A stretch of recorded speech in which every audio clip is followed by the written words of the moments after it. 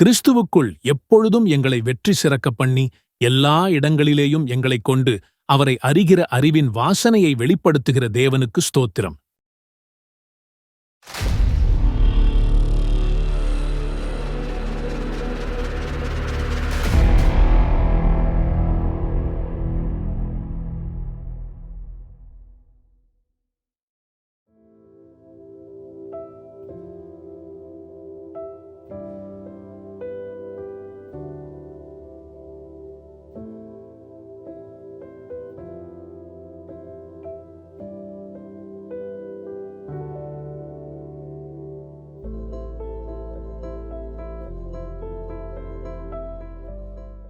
நீங்கள் இந்த சாட்சிகளை கேட்கும்போது ஒரு ஆசீர்வாதமாக இருக்கும். கர்த்தருக்கு மகிமை உண்டாகட்டும். அதற்கு பிற்பாடு அந்த ரகசியமான பாவத்தை முன்னால் காட்டினார். தேம்பி தேம்பி அழுதேன். இரண்டாவது ஒரு பாவம் வந்தது. என்ன பாவம்னா, நான் சிவகாசியில் 5 குழந்தைகளை சொன்னேனே, 5 குழந்தைகளை வச்சு வியாபாரம் பண்ணிக்கிட்டு இருக்கிற காலத்தில் பக்கத்து வீட்டில் சாணிகம்மான்னு ஒரு அம்மா, அந்த அம்மா வந்து சாமி கொண்டாடி அந்த மகளை பார்க்குறதுக்கு அங்கே வரும். நான் வந்து முழங்காலே நின்று இந்த சோமாலியை உருட்டுவேன். மெழுதிரி பொருத்தி ஊதுபத்தி பொருத்தி அந்த சாண்டில் வச்சு அந்த அம்மாட்ட இறக்கத்தோடு அப்படியே அழுது சோ பண்ணிகிட்டே இருப்பேன். இந்த அம்மா மகா வீட்டுக்கு வந்த அம்மா பார்த்துக்கிட்டே இருந்திருக்கு. அப்படி பார்த்து போனது. ஒரு நாள் என்னை பார்த்து கேட்டது, அம்மா இவ்வளோ பத்தியாக இருக்கிறியே அப்படின்னுச்சு. ஆமாம்மா, ஏதோ என்னால் ஏண்டதை நான் சோம் பண்ணுறேன்னு.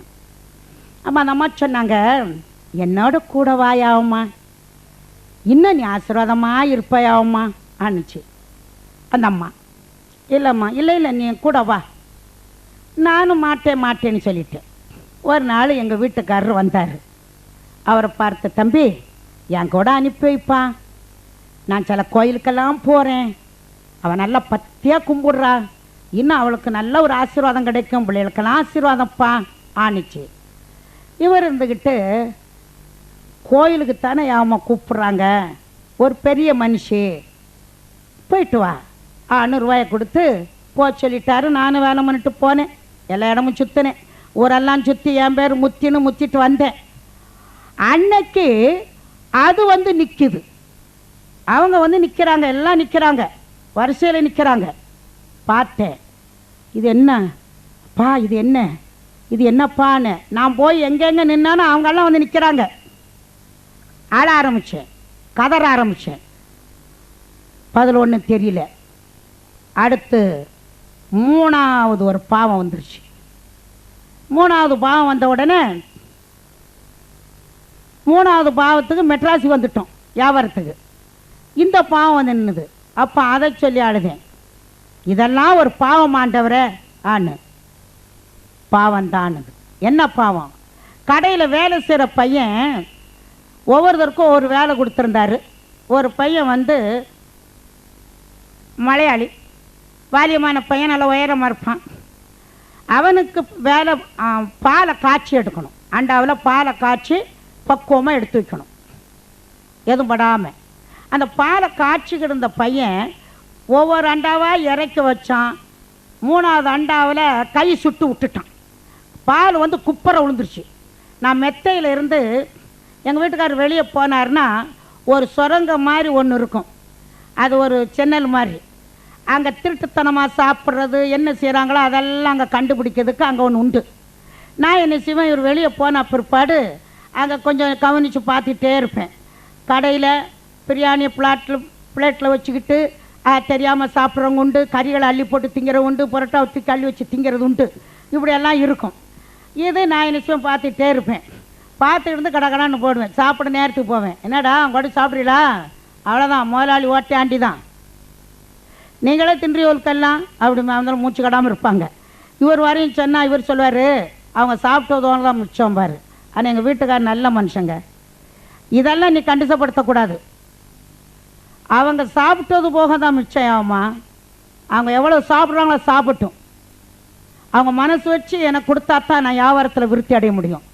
அவங்கள நான் கண்ட்ரோல் படுத்தினேன்னா அவ்வளோ நான் எண்ணெயை தூக்கி அடுப்பில் ஊற்றிட்டு போயிடுவாங்க. இதெல்லாம் நீ செய்யக்கூடாதுன்னு சொல்லி சத்தம் போடுவார். சரின்னு விட்டுருவேன். அதே போல் நான் இப்படி பார்த்தேன் பாருங்க, பால் ஆறா ஓடுது. திடுதன்னு கீழே இறங்கி வந்தேன், என்னடா பண்ணேன்னு. கை சுற்றுச்சு, விட்டுட்டேன்னா. தவறுதலாக தான் போயிருக்கு பாருங்க, பொறுமை இல்லை. அப்போ இப்போ ஆண்டவர் ஏதோ ஒரு பொறுமையை கொடுத்துருக்காரு, காவாசி கொடுத்துருக்காரு. மிருவம் நான், ஆனால் மிருவத்தை 3 மடங்கு இருந்த மிருவத்தை 1/4 மடங்கு மாற்றிருக்காரு. அவ்வளோதான் சொல்ல முடியும். இன்னும் 3 மடங்கு மிருவத்தானே இருக்குது. கோவங்கள், டாட்டா தடாப்படான்னு பேசுகிறதெல்லாம் கொஞ்சம் இருக்குது. அதெல்லாம் நான் கட்டுப்படுத்தாண்டவரேன்னு சோ பண்ணிட்டு இருக்கேன் பாருங்க. தடாப்படா நான் அவனை பிடிச்சி பேசினேன்.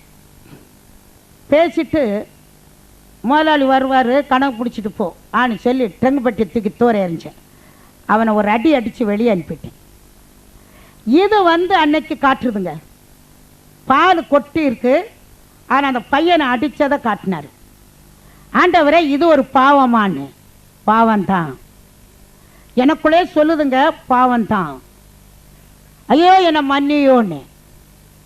மன்னின்னு சொல்ற இந்த 3 விதமான பாவத்தை மன்னின்னு கதறேன். ஒரு இருள் ஒன்று சூழ்ந்து அந்த இருளுங்க நின்ன இருள் அப்படியே போகுது, அப்படியே போகுது. எப்பா இது என்னன்னு தெரியலையே, ஒரு இருள் ஒன்று இருக்குதே, என்னன்னு தெரியலையேன்னு. அப்பத்தான் என் மனதுக்குள்ள தெரியுது, இதுதான் உன்னுடைய பாவ இருள். உன்னுடைய பாவ இருளை அகற்றுகிறேன்னு சொன்னார். இந்த பாவ இருள் என்னை விட்டு அவ்வளோ தூரம் அந்த தூணை போல இருள் அப்படியே போகுது. ஒரு வெளிச்சம் ஒன்று என் மேலே வந்தது. ஒரு மின்சாரம் போல தலையில் சட்டுன்னு அடிச்சுது. என் உடம்பு முழுவதும் மின்சாரத்தில் நான் ஊறி கிடந்தது போல இருந்து, கை காலெல்லாம் நடுங்கி, உதடெல்லாம் கடகடான்னு ஒரு மாதிரி திடுதிடுன்னு உடம்பு புல்லரிச்சு, உடம்புல இருந்து தண்ணி அப்படியே தண்ணி என்ன செய்யுது, உடம்பெல்லாம் ஊற்றுது, நாக்கெல்லாம் சுருன்னு இழுக்குது, ஒரு மாதிரி கரண்ட் சாக்கு மாதிரி. என்னென்னமோ உளறிக்கிட்டு அழ ஆரம்பிச்சிட்டேன். அவ்வளோதான், அழுது கொண்டே இருந்தேன். அழ விட்டார் அந்த ஊழியக்காரரு. அதுக்கப்புறம் கொஞ்சம் அடங்கி உட்கார்ந்தேன். அவரே கேட்டார், என்னம்மா ஒவ்வொன்றா சொல்லி சொல்லி அழுதிங்க, அது என்னன்னு. ஐயா என்ன மாதிரி இப்படியா? நான் ரோமங்கத்தேலிக்காரர்களுக்கு அநேகம் பேருக்கு நான் சோம் பண்ணியிருக்கேம்மா. ஆனால் உங்களுக்கு இவ்வளோ சீக்கிரம் ஒரு அற்புதம் நடந்திருக்குன்னா ஆச்சரியம்தான். ஆனால் நான் நினைக்கிறேம்மா, ஆண்டவர் உங்களை கொண்டு பெரிய காரியம் செய்ய போகிறாருன்னாரு. ஆனால் அது அந்த நாளில் என்ன காரியம்னு தெரியல, இப்பத்தான் அது தெரியுது. அல்லேலூயா. அவர் சொன்ன வார்த்தை, உங்களை கொண்டு ஆண்டவர் பெரிய காரியம் செய்ய போறாருன்னார். அவ்வளோதான். அதுக்கப்புறம் ஜெபம் பண்ணி விட்டார். வீட்டுக்கு வாரம் மணி 12:30, 6 மணி 7 மணி 6:30 ஓடிட்டோம் வீட்டுக்கு. ஆனால் மறுபடியும் 12:30 வர்றோம். அவர் வீடு ஒரு தொக்கு சந்து, அதுக்கப்புறம் தான் மெயின் ரோடு வரணும். எங்கள் வீட்டுக்காரர் இப்போ நடக்க ஆரம்பிச்சிட்டாரு, மெதுவாக அப்படி நடக்கிறாரு. அவரை கையை பிடிச்சி அந்த கண்ணு தெரியாத ஐயாவும் நானும் மெதுவாக வாரோம். அப்படி வரும்போது என் கணவன் இப்படியே சுத்த ஆரம்பித்தார் அந்த கடவுக்கிட்ட. எனக்கு ஒரு பயம் எடுத்துருச்சு. அவர் கையை கெட்டியை பிடிச்சிட்டு விழுந்துருவார் போலன்ட்டு கையை பிடிச்சேன். மேலே பார்க்க ஆரம்பித்தார், அடுத்து கீழே பார்க்க ஆரம்பித்தார். என்னன்னு தெரியல, நல்லா வந்தாருன்ட்டு மறுபடியும் ஓடலாமா அந்த ஐயாட்டேன்னு சொல்லி நினைக்கிட்டு, என்னங்கன்னு என் கையை விடுனாரு. விட்டால் விழுந்துருவீங்க, விடுமா நான் சொல்கிறேன். சரி விட்டுட்டேன். ஏம்மா, என் காலில் இவ்வளோ தடி செயின் சங்கிலி என் காலில் கட்டி இருந்தது. வானத்தில் இருந்து ஒரு வெள்ளைக்காரனை போல ஒரு ஆள் வானத்தில் இருந்து இறங்கி வந்தது. ஆனால் 10 கொரடு இப்படி கையில் கொண்டு வந்தது.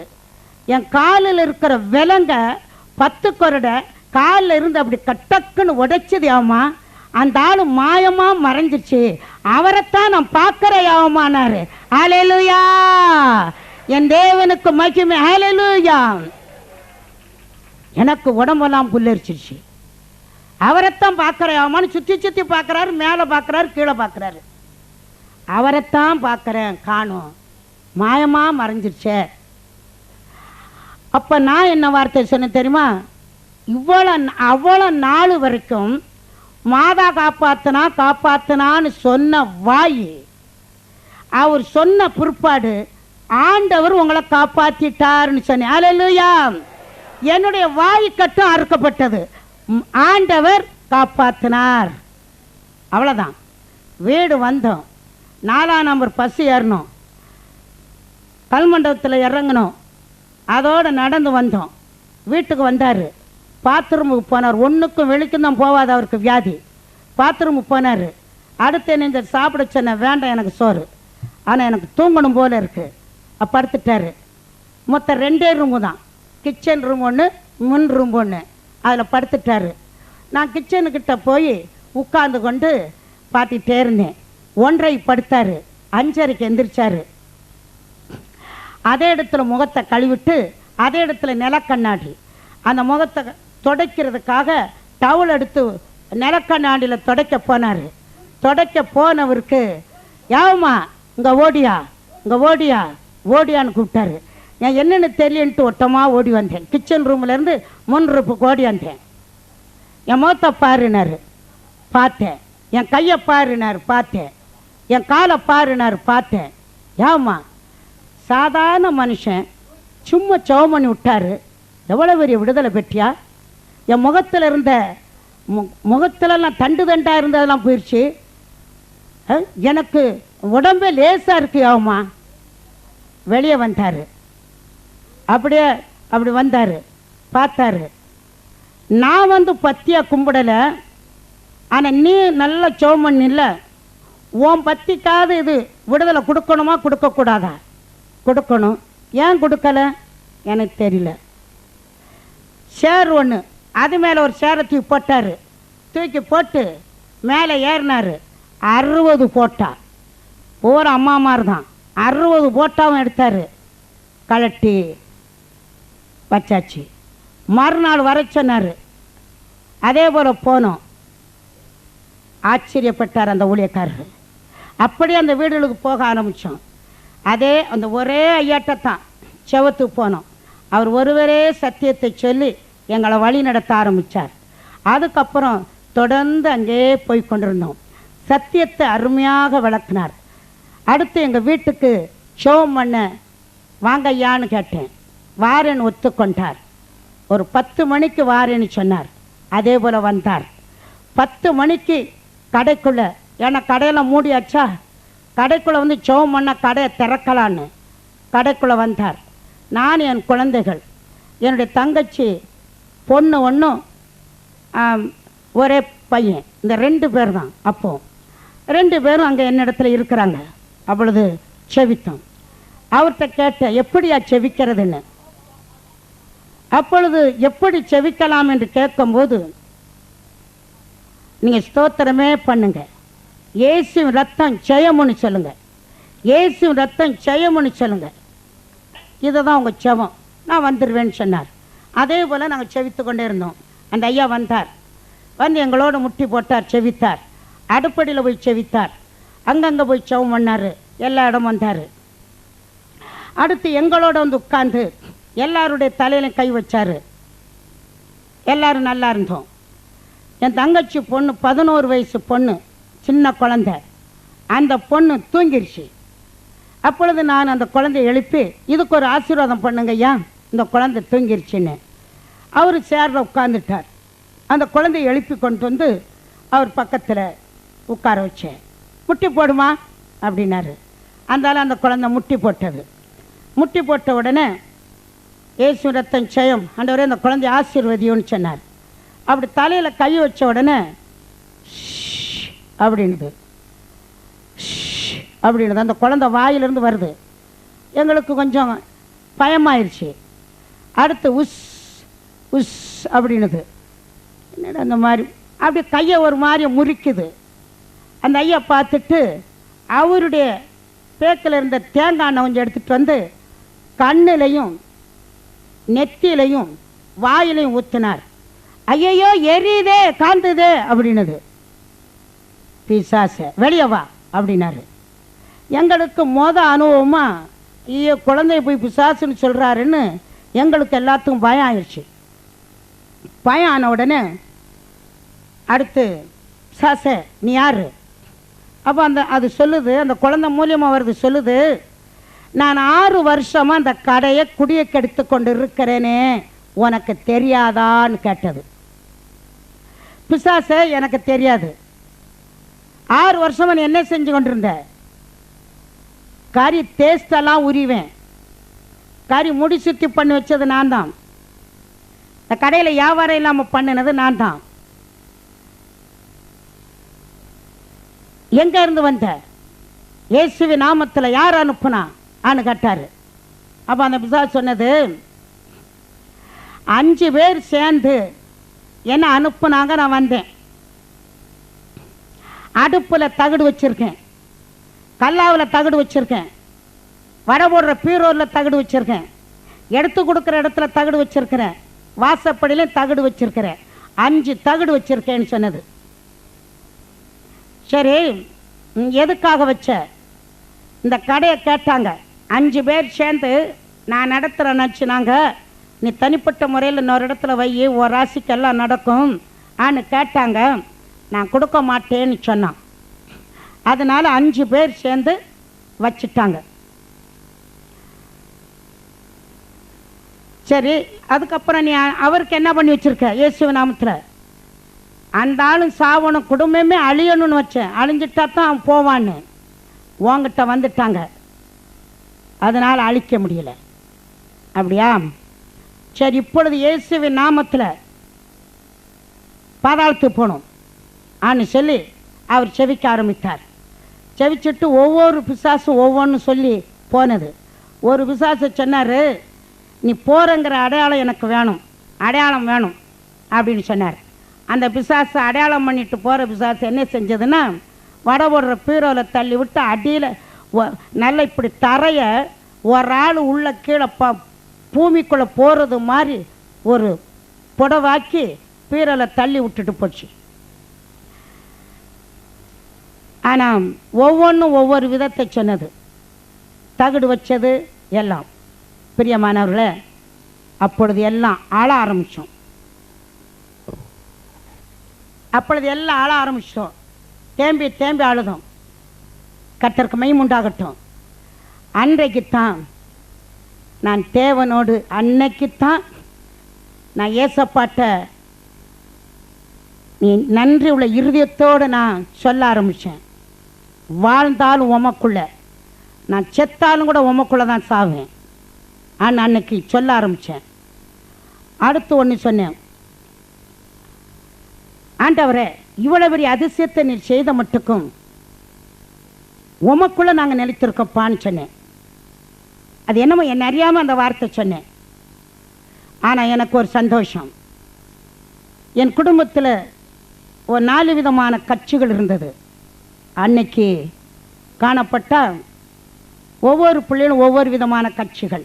எங்கள் வீட்டுக்காரர் அவர் ஒரு கட்சி, இந்த கட்சி ஒரு பக்கம் போகும், இன்னொரு கட்சி இன்னொரு திக்கம் போகும், இப்படியே இருக்கும். வீட்டுக்கு வெளியே வீட்டுக்குள்ளே வந்தால் ஒருவருக்கு ஒருத்தர் தகப்பனுக்கும் அவனுக்கும் சண்டை. அதை வழக்கத்துக்கு போனால் எனக்கு முதுகில் ஆட்டி. 4 விதமான கட்சிகள் இருந்தது. அன்றைக்கோட அது எல்லாம் ஒழிஞ்சது. இன்றைக்கு எங்கள் அப்பா இயேசு கட்சிக்கே ஓட்டு போட்டு கொண்டிருக்கிறேன். ஹல்லேலூயா, என் தேவனுக்கு மகிமை. இன்னைக்கு எல்லாம் இயேசுங்கிற கட்சிக்கே உழைத்து கொண்டிருக்கிறோம், பிழைத்து கொண்டிருக்கிறோம். அவருக்காக அவரை மகிமைப்படுத்தி கொண்டிருக்கிறோம். என் தேவன் அவருக்கென்று முன்குறித்து எடுத்தார். கர்த்தருக்கு மகிமை உண்டாகட்டும். அதற்கு பின் கடைக்கு ஒரு வழி வேணும், சாப்பாட்டுக்கு வழி வேணும்.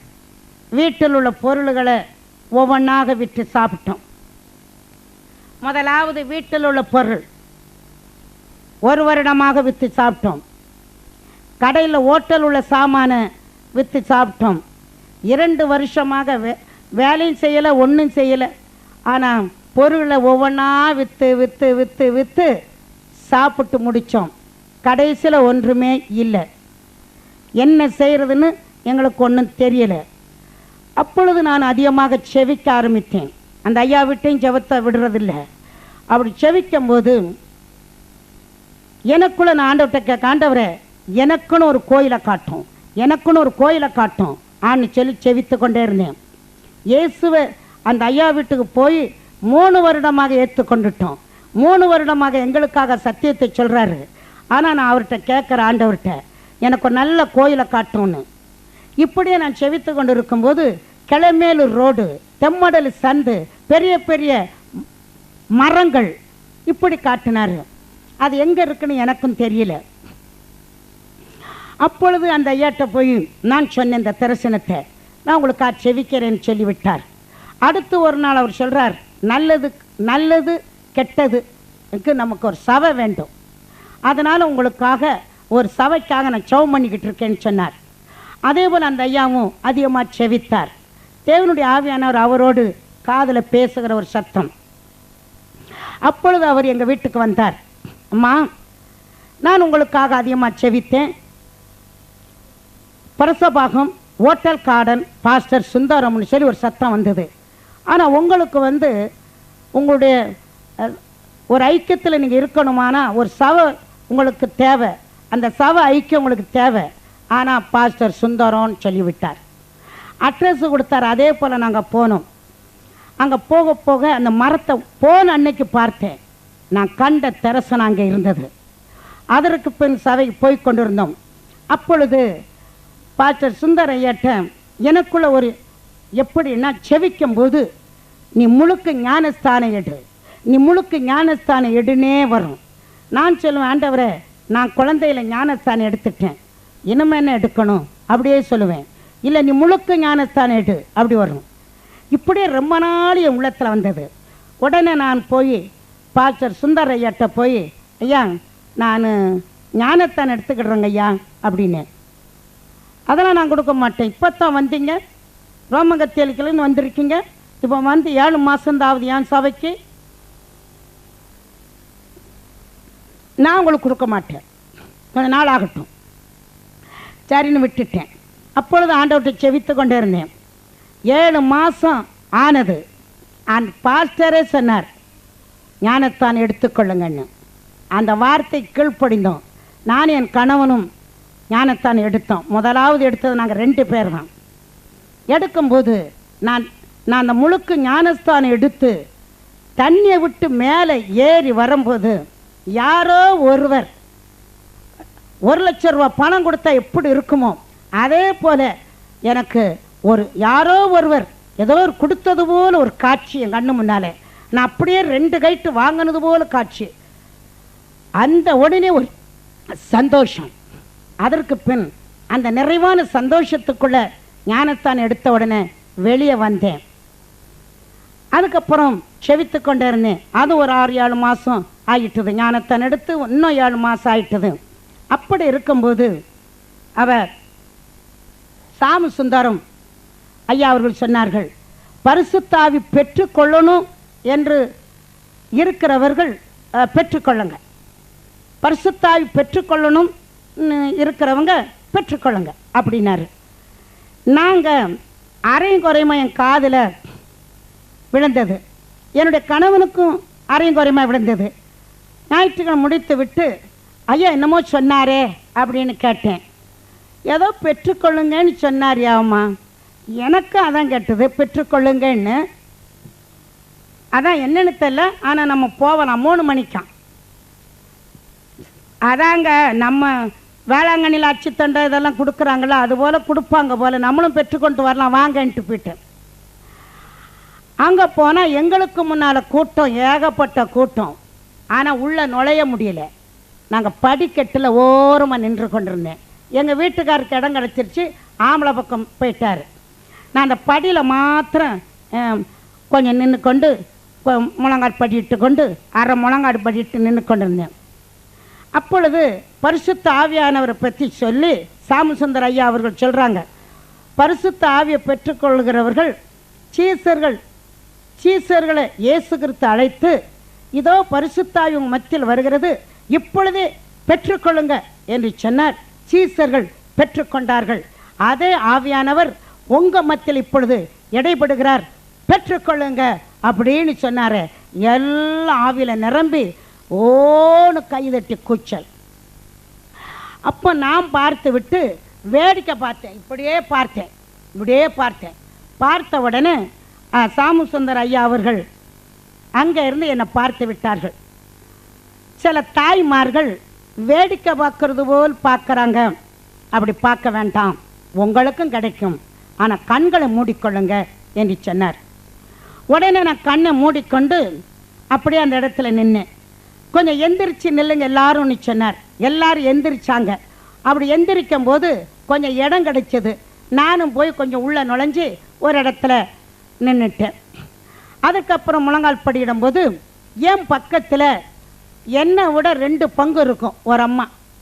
என் தடியும் இன்னும் என்னப்போ என் தடி இன்னும் 2 தடியை வச்சா எப்படி இருக்கும், அத்தனை தண்டியில் ஒரு அம்மா கருன்னு இருக்காங்க, கருப்பாக இருக்காங்க, வெள்ளைப்படவை கட்டியிருக்காங்க. என் பக்கத்தில் முழங்கால் படிட்டு இருக்காங்க. நான் அதே பக்கத்தில் இருந்தேன். அப்பொழுது பரிசுத்தாவி பெறும்போது அந்த அம்மா திண்டு திண்டு திண்டு தர அலறுது. காலு 2 இவ்வளவுக்கு தூக்குது. நான் கண்ணை மூடிக்கிட்டே இருக்காங்க அந்த அம்மா. ஆனால் காலு முட்டி காலு இவ்வளோ உயரம் தூக்கி டம்முன்னு போடுது. நான் அதை கொஞ்சம் வேடிக்கை பார்த்துட்டே இருந்தேன். அந்த அம்மாவை இத்தனை பெரிய சடலத்தை 4 பேர், அந்த கையில் 4 பேர், இந்த கை 4 பேர் தூக்கித்தாங்கிட்டு போடணும். ஆனால் இவ்வளோ பெரிய சரீரத்தை இப்படி தூக்கி டொம்முன்னு போடுதுன்னா இது என்னன்னு தெரியலையே, நம்ம இப்படி இருக்காங்களே என்னன்னு தெரியலையே அப்படின்னு சொல்லிட்டு நான் ஒரு கலக்கத்தோடே நின்று அந்த அம்மா பார்த்துட்டு, பரிசுத்தாவி பெற்றுக்கொள்ளுங்கன்னாரு. இதுதான் பரிசுத்தாவியோ, இப்படித்தான் திங்குன்னு குதிப்பாங்களோ, திண்டுன்னு இப்படித்தான் விழணுமோ, இந்த அம்மா சரீரத்தை தூக்கி போடுதே மனசில் வச்சுக்கிட்டேன். ஆனால் நான் ஜெபம் பண்ண ஆரம்பித்தேன். ஆண்டவரே, இந்த அம்மா போல் முட்டில் போய் தூக்கி தூக்கி போட்டுக்கிட்டு இருக்காதரும், ஆனால் எனக்கு தாரும், பரிசுத்தாவி தாரும், ஆனால் திண்டுன்னு நான் குதிக்கக்கூடாது. அமதலா தாரும், நான் அமதலா பெற்றுக்கொண்டு இருக்கிறேன், ஆனால் இப்படி குதிக்கக்கூடாது ஆண்டவரே இன்னும் சொல்லி கண்களை மூடி நான் கேட்டுக்கொண்டே இருந்தேன். அப்பொழுது சாமுசுந்தர் ஐயா அவர் சொல்கிறார்கள், இப்பொழுதும் பரிசுத்தாவி பெறாதவர்களுக்கு ஆண்டவர் கொடுக்க போகிறார், பெற்றுக்கொள்ளுங்க ஆனார். நான் கேட்டுக்கிட்டே இருந்தேன்னு எனக்கு தாரும் ஆண்டவர் என்ன. உரண்ட தண்ணி சூடு பண்ணி அந்த சூடு பண்ணின தண்ணியை பட்டீர் நம்ம மேலே விழுந்தா எப்படி இருக்கும், அதுபோல பட்டீர்னு ஒரு சூடு சரீரத்திலிருந்து மேலேருந்து அந்த அண்டா தண்ணி மாதிரி விழுந்ததே. என்ன அறியாம அப்படியே திண்டுன்னு குதிச்சு பாஸ்டருடைய கால் மாட்டில் போய் நின்னேன். அங்கே போய் கண்ணை மூடிக்கிட்டு நிற்கிறேன். பாஸ்டரு அங்கே பேசுகிற சத்தம் கிட்ட கேட்க, கண்ணை திறந்து பார்க்க அவர் கால் மாட்டில் நிற்கிறேன். அதில் எனக்கு வெக்கமாயிருச்சு. அடுத்து முடிச்சுட்டு ஒவ்வொரு தலையில் கை வச்சுட்டு வந்தார். என் தலையிலும் கை வச்சார். சகோதரியே, கர்த்தருடைய ஆவியானவர் உங்களை வல்லமையாக நிரப்பிட்டாரு, நல்ல வல்லமையாக நிரப்பினார், நீங்கள் பெற்றுக்கொண்டீங்க, அதை நீங்கள் காத்துக்கொள்ளுங்க, பெற்றுக்கொள்ளுது பெருசல்ல காத்துக்கொள்ளணும் அப்படின்னாரு. அப்படி எல்லாரும் ஜெபம் பண்ணிட்டு வந்தார். கூட்டம் முடிஞ்சது. ஐயா, பெற்றுக்கொள்ளுது பெருசல்ல காத்துக்கொள்ளணும், எப்படி காத்துக்கொள்ளணும்? அப்பொழுது அவர் சொன்னார், பைபிளை நன்றாக படிக்கணும், வீண் வார்த்தைக்கு நீங்கள் இடம் கொடுக்கக்கூடாது. இதுக்கு முன்னால் நீங்கள் கொடுத்துருக்கலாம் வீணான பேச்சுக்கு, ஆனால் இனிமேல் உங்கள் நாவுக வீண் பேச்சுக்கு இடம் கொடுக்கக்கூடாது, வீணான சிந்தைக்கு இடம் கொடுக்கக்கூடாது. உங்களுடைய வேலை தனிப்பட்ட முறையில் செவிக்கணும், பைபிளை வாசிக்கணும், செய்ய வேண்டிய வேலையை நீங்கள் செய்யணும். அப்படி தான் இருக்கணுமே தவிர வீணானது பேசி வீணான நேரத்தை போய்கிட்டு இருக்கக்கூடாது. அந்த பரிசுத்த ஆவியானதுக்கு நீங்கள் முதலிடம் கொடுக்கணும். அதுதான். சரிங்க ஐயான்ட்டேன். சரி, நான் வீட்டுக்கு வந்துட்டோம். வீட்டில் வந்து நல்லா செவிக்க ஆரம்பித்தோம், துதிக்க ஆரம்பித்தோம், தேவனை மகிமைப்படுத்த ஆரம்பித்தோம். அப்படியே இருந்தது. அப்பொழுது தேவனுடைய ஆவியானவர் இன்னும் நல்லா எங்களுக்குள்ளே செவிக்க செவிக்க நல்ல ஒரு உற்சாகம், சந்தோஷம் அந்த மெத்த வீட்டில் காணப்பட்டது. அப்படியெல்லாம் இருக்கும்போது இன்னும் நான் அதிகமாக செவிக்க செவிக்க அந்நிய பாசையும் சத்தமும் சவுண்டாக வந்தது. அப்பொழுது என் பிள்ளைகள் எல்லாரும் நாங்களும் கூடி காலையில் குடும்பச்சவம், ராத்திரி குடும்பச்சவம் பண்ணும்போது அந்த சத்தம் பயங்கரமாக வரும். பிள்ளைகள்லாம் கொஞ்சம் கொஞ்சம் அங்கிட்டு போய் ஒளிஞ்சிக்கிடுவாங்க. காலையிலையும் அந்த பிள்ளைங்க அப்படி குடும்பச்சவம் பண்ணும்போது நான் செவிக்கும் போது அப்படி ஒரு சத்தம், பிள்ளைய ஒளிஞ்சிக்கிடுவாங்க. அப்பொழுது செவம் பண்ணி முடித்தாக்கா நான் எங்கள் வீட்டுக்காரர் மட்டும் நிற்போம். பிள்ளைகள் எங்கங்கன்னு கேட்டால், இல்லை நீ போடுற சத்தத்தில் உன் பிள்ளையெல்லாம் அங்கிட்டு போய் ஒளிஞ்சு நிற்குதுங்க. பிள்ளைகளை கூப்பிட்டு கேட்டேன், இல்லைம்மா பயமாக இருக்குமா, நீங்கள் இதுக்கு முன்னால் பார்த்தா மெதுவாக சோம் பண்ணீங்க, இப்போ பார்த்தா சத்தம் போடு சோம் பண்ணுறீங்களா, எங்களுக்கு பயமாக இருக்குது. அதுதான் நாங்கள் போய் ஒளிஞ்சுக்கிட்டோம். அப்பொழுது நான் எங்கள் வீட்டுக்காரரும் பாஸ்டர் சுந்தரம் பாஸ்டர்கிட்ட போனோம். என்னென்னு தெரியல, பிள்ளைங்க பயப்படுற அளவுக்கு ஒரு மாதிரி சத்தம் வருதுன்னா அது என்னென்னு பார்க்கணுன்ட்டு அவர்கிட்ட போயிட்டோம். அவர்கிட்ட போன உடனே, ஐயா இந்த மாதிரி ஓவர சத்தம் வருதுயா, அவர்கிட்ட நல்லா செவிக்கிறா, ஆனால் சத்தம் அதிகமாக வருது, அது என்னென்னு தெரியல, பிள்ளைங்களாம் பயப்படுறாங்க. சரி முட்டி போடுங்கன்னாரு. அவர் ரூமில் முட்டி போட்டேன். அதனால் செவித்து கொண்டே இருந்தேன். அவரும் துதித்தார், நானும் துதித்து கொண்டே இருக்கும்போது அந்த சத்தம் வந்துருச்சு. அந்த சத்தம் வந்த உடனே அப்படியே அந்த சத்தம் வந்த உடனே அவரும் அப்படியே அந்த சத்தத்தை காது கொடுத்து கேட்டுக்கொண்டே இருந்திருக்கிறார். அப்படி கேட்டு விட்டு அதுக்கப்புறம் என் முதுவை தட்டினார். நான் கண்ணை திறந்தேன். அதுக்கப்புறம் தான் கண்ணை திறந்தேன். அப்பொழுது அவர் சொன்ன வார்த்தை, ஆண்டவர் வேற ஒன்றும் கிடையாது, ஆண்டவர் உங்களோடு பேசுகிறார். ஆனால் ஆண்டவர் உங்களோடு பேசுகிறார், ஆனால் அந்நிய பாஷையிலே பேசி கொண்டிருக்கிறார். இன்றைக்கு நீங்கள் போய் பிள்ளைகளுடைய நினைவு வரக்கூடாது, கணவனுடைய நினைவும் வரக்கூடாது. பிள்ளைகளுக்கு செய்ய வேண்டியது, புருஷனுக்கு செய்ய வேண்டியது எல்லாம் செய்து முடித்துட்டு தனிப்பட்ட முறையில் நீங்கள் முழங்கால் படிட்டு செவிக்கணும். செவித்து கொண்டு இருக்கும்போது தேவனுடைய ஆவியானுட்டு கேளுங்க, ஆண்டவரே அந்நிய பாஷையிலே பேசிக்கொண்டு இருக்கிறீரே, இது யாருக்கு லாபம், யாருக்கும் புரோசனம் இல்லையே. என் தகப்பன் ஆவிக்குரிய தகப்பன் சொல்லி கொடுத்ததுங்க. படிப்பில்லாத கழுதைக்கு ஆவிக்குரிய தகப்பன் சொல்லி கொடுத்த ஒரு செவம். இப்படியே அந்நிய பாஷையில் பேசிக்கொண்டு இருப்பீரானா யாருக்கும் லாபம் இல்லையே, யாருக்கும் புரோசனம் இல்லையே. இந்த பேசுகிற அந்நிய பாஷையை தமிழில் விளக்குனீரானா எல்லாருக்கும் புரோசனமாக இருக்குமே, எல்லாருக்கும் புரோசனமாக இருக்குமே. ஆண்டவரே நீர் அந்த அந்நிய பாஷையை தமிழில் விளக்கும் என்று நீங்கள் செவிங்க. தனிப்பட்ட முறையில் செவிங்க, தனியாக உட்கார்ந்து ஆண்டவரோடு செவிங்க. ஆண்டவர் அதை தமிழ் உங்களோடு பேசுவார் என்று சொல்லி, இது ஆண்டவருடைய பாஷை தான். ஆனால் அவர் விளக்காதபடிக்கு அப்படி அந்நிய பாஷையிலே உங்களோடு பேசி கொண்டிருக்கிறார். அதை தனிப்பட்ட முறையில் அதை விளக்கும் என்று கேளுங்க, விளக்குவார் என்று சொன்னார்.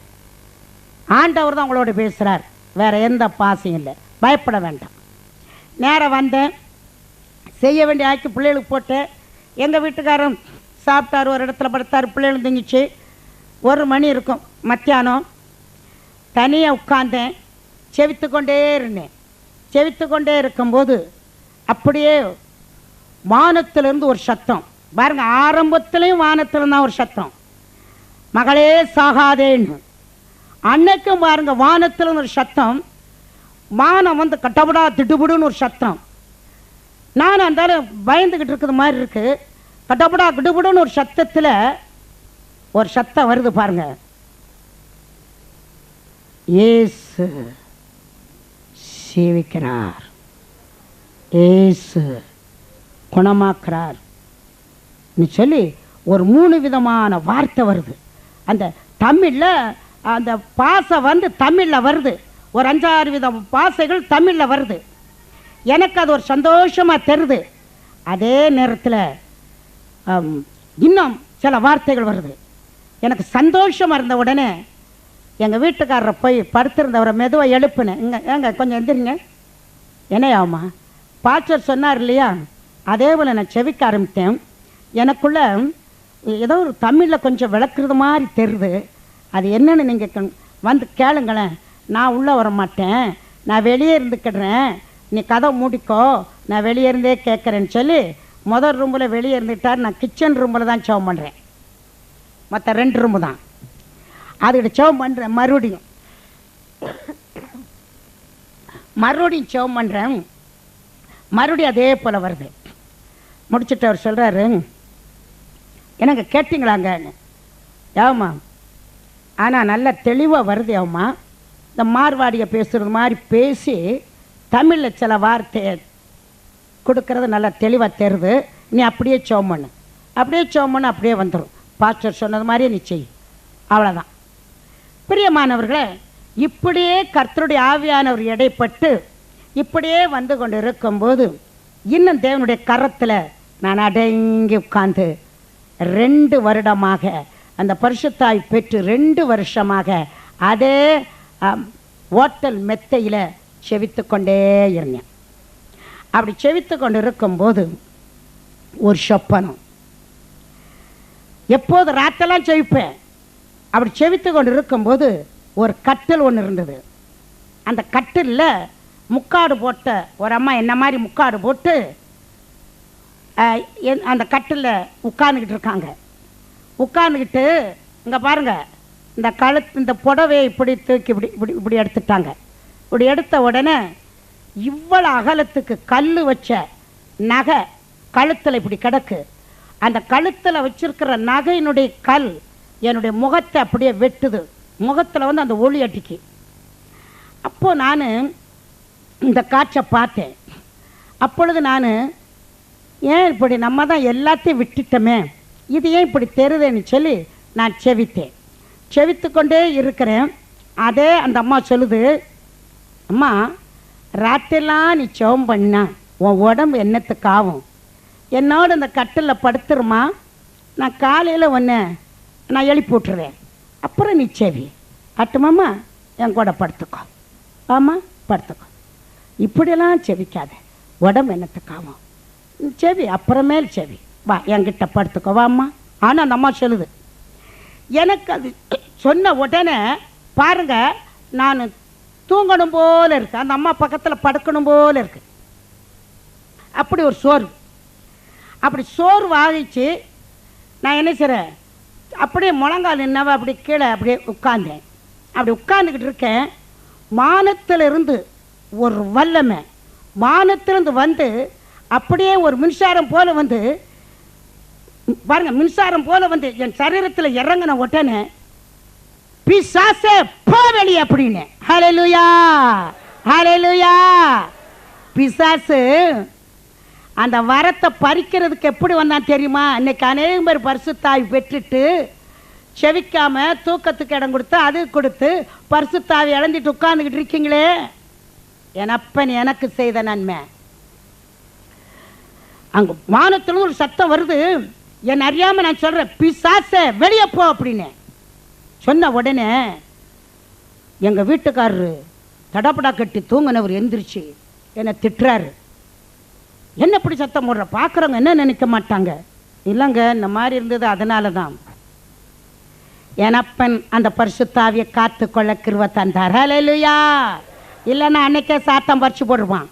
அந்த அம்மா பக்கத்தில் படுத்தானா தான் அவன் தான் என்ன செய்வா, வஞ்சிக்கிற ஆவிகள். இன்னைக்கு வஞ்சிக்கிற ஆவிகள் பரிசுத்தாவி பெற்ற உடனே வஞ்சிக்கிற ஆவியை வந்து நிற்கும். அந்த வஞ்சிக்கிற ஆவிக்கு நீங்களும் நான் என்ன செய்யக்கூடாது, இடம் கொடுக்கக்கூடாது. இன்னைக்கு அனைவரும் இடம் கொடுத்துருவீங்க. கொடுத்துட்டு சும்மா நாள் அந்நிய பாஷை பேசிக்கிட்டு கையை தட்டிட்டு ஆண்டவர் இருக்காரான்னுக்கிட்டு போலி வேஷம் போட்டுக்கிட்டு இருக்கீங்க. பரிசுத்தாவி விட்டுட்டு பரிசுத்தாவி பெற்றது போல போலி வேஷம் பண்ணாதே. சரி, கர்த்தருக்கு மையம் உண்டாகட்டும். அதற்கு பிற்பாடு கர்த்தர் அதை காத்துக்கொண்டு அதே இடத்துல நாம் இருந்து கொண்டு இருந்தோம். அப்பொழுது அதற்கு பிற்பாடு அதே அந்த இடத்துல அந்த கடையில் வந்து ஒருவருக்கொருத இந்த போட்டி போடுறாமையில் சில வியாபாரத்து நிமித்தமாக சில காரியங்களை செய்து அனுப்பிவிட்டார்கள் கோர்ட்டு மூலியமாக. அந்த கோர்ட்டு மூலியமாக வந்த உடனே அன்றைக்கு அமீனா என்று சொல்லி சாமானை தூக்கி போட 2 மணி இருக்கும் வந்து விட்டார்கள். அப்பொழுது எங்களுக்கு ஒன்றும் புரியாதபடிக்கு இருந்தோம். ஆனால் நாங்கள் ஆண்டவர்கிட்ட 4 நாளைக்கு முன்னால் இந்த வார்த்தை எங்களுக்கு வந்துருச்சு. அதனால தான் எங்களுக்கு தைரியம் வந்துச்சு. செவித்து கொண்டு இருக்கும்போது எங்கள் வீட்டுக்காரருக்கு ஆண்டவர் பேசுகிறார், மகனே கோர்ட்டு மூலியமாக உன்னை தூக்கி போடுகிறதுக்கு சாமானை தூக்கி வெளியே போட வர்றாங்க. ஆனால் நீ என்ன செய்யாத, பயப்படாத. 4 நாளையில் வர்றாங்க. ஆனால் ரோட்டில் தூக்கி போடுவாங்க. உன் சாமான் ரோட்டில் கிடக்கும். ஆனால் நான் ஒன்று அடைக்கலாமாக 15 நாள் ஒரு இடத்துல உன்னை கொண்டு போய் வைப்பேன் தீர்க்கதரிசனமாக ஆண்டவர் பேசிட்டார். அப்பொழுதுதான் அங்கே தீர்க்கதரிசனமான வார்த்தை பேசிட்டார். அப்பொழுது ஆறுமுகசாமி நாடார்னு சொல்லி அவர் தான் அங்கே வந்து என்னையா கோர்ட்டுக்கு தடுத்து நிறுத்தணும், ஏதாவது பார்க்கணுன்னு அவர் வந்தார். அவர் வந்து உட்கார்ந்துருக்கிறாரு, நாங்கள் செவிக்கிறோம். இந்த வார்த்தை வந்த உடனே அவர் கோபத்தோடு வெளியே போயிட்டார். அதே போல் 4வது நாள் கோர்ட்டில் இருந்து அமீனாங்கிறவர்கள் வந்தார்கள். சாமானத்துக்கு ரோட்டில் போட்டார்கள். அதே நேரத்தில் சீனிவாச நாடாரனும் அவருடைய மனைவியும் நாங்கள் நிற்கிறத பார்த்து நீங்கள் ரோட்டில் நிற்கக்கூடாதுன்னு சொல்லி எங்களை அவங்க வீட்டுக்கு அழைத்து சென்றார்கள். அங்கே நாங்கள் 15 நாள் அங்கே இருந்தோம். எங்களுக்கு நல்ல சாப்பாடு, நல்ல எங்களை பாதுகாத்தாங்க. அப்பொழுது நான் ஒரு பாரமாக இருக்கனே என்று சொல்லி அதிகமாக அழுது கொண்டிருந்தேன். அப்பொழுது ஒரு நாள் நான் செவித்து கொண்டு இருக்கும்போது தேவனுடைய ஆவியானவர் சீனிவாச நாடார் வீட்டில் இருந்து ஆண்டவர் பேசின வார்த்தை, மகனே நேர வடக்க போ, உனக்குன்னு ஆயத்தம் பண்ணப்பட்ட இடம் வடக்க. ஆனால் இருந்து அதில் தான் வந்துட்டோன்னு நீ நினைப்பாய், ஆனால் அதில் தான் இருக்கணும். என்னுடைய மகன் ஒருவன் 3வது வீட்டில் இருக்கான், முதல் வீடு உனக்கு, நேர வடக்கவோ என்று சொல்லிவிட்டார்.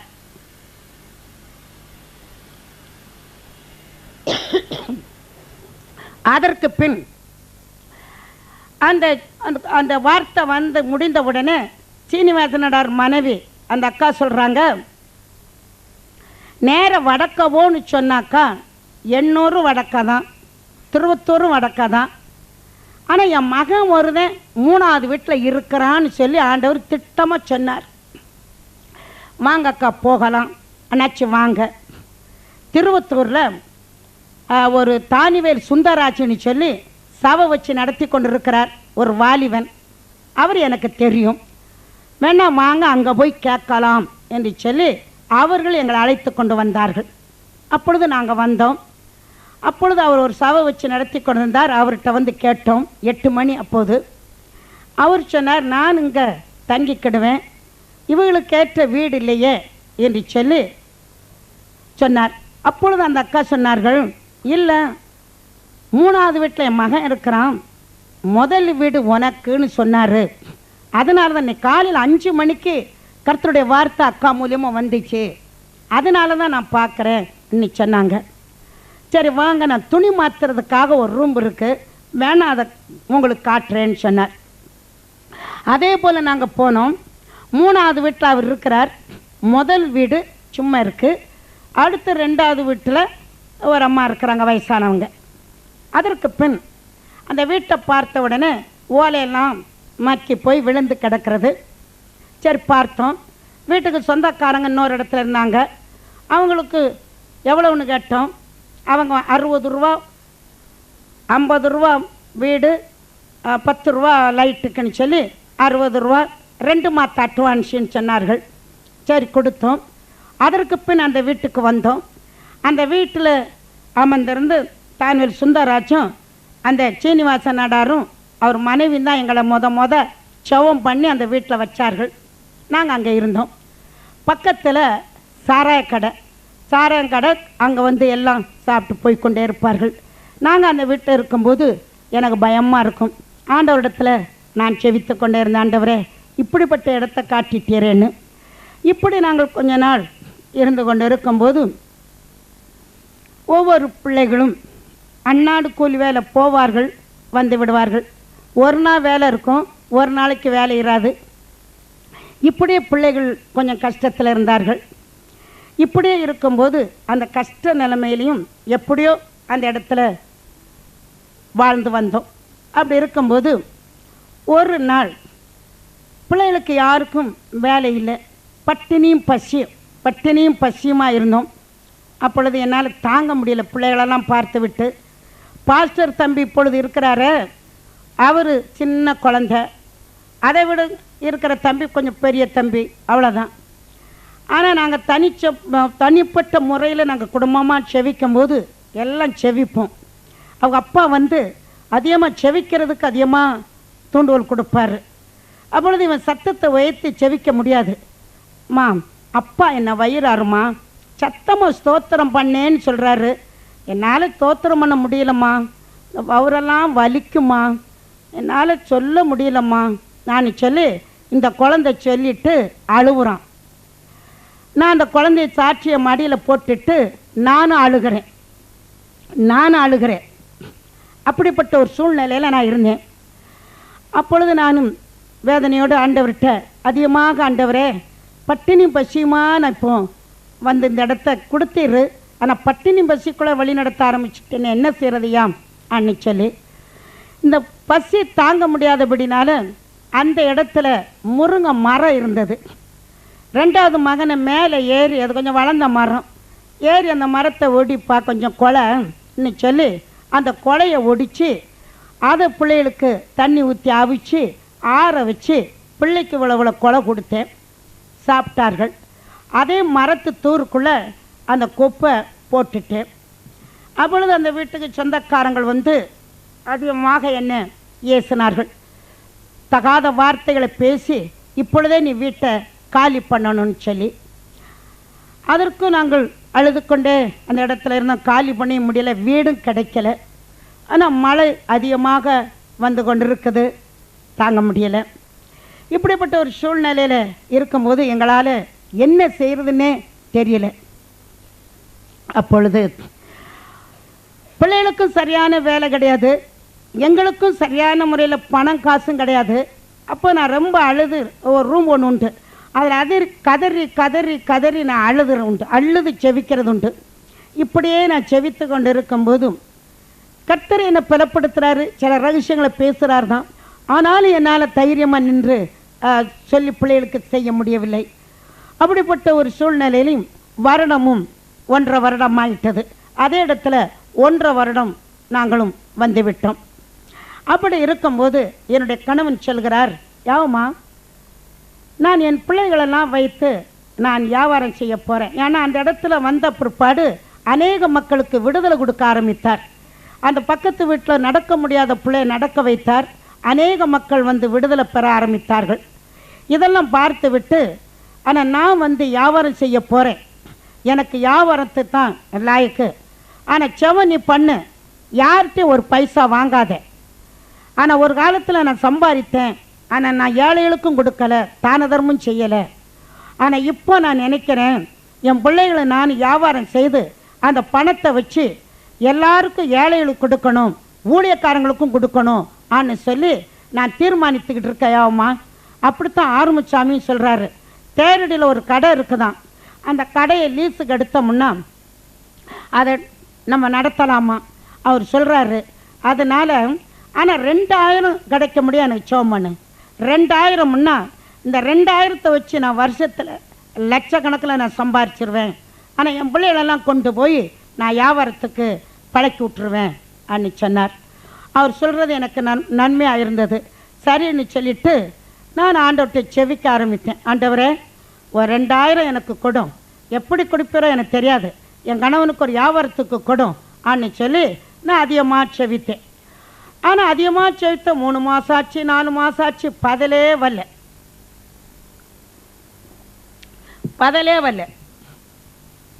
அப்போ எங்கள் வீட்டுக்காரர் சொல்கிறாரு, ஏமா வாரவங்களுக்கு அற்புதம் உடனே நடக்கு, எல்லாம் சாட்சி கொடுக்குறாங்க, ஆனால் எனக்கு ஏன் ஒரு 2000 கிடைக்கல?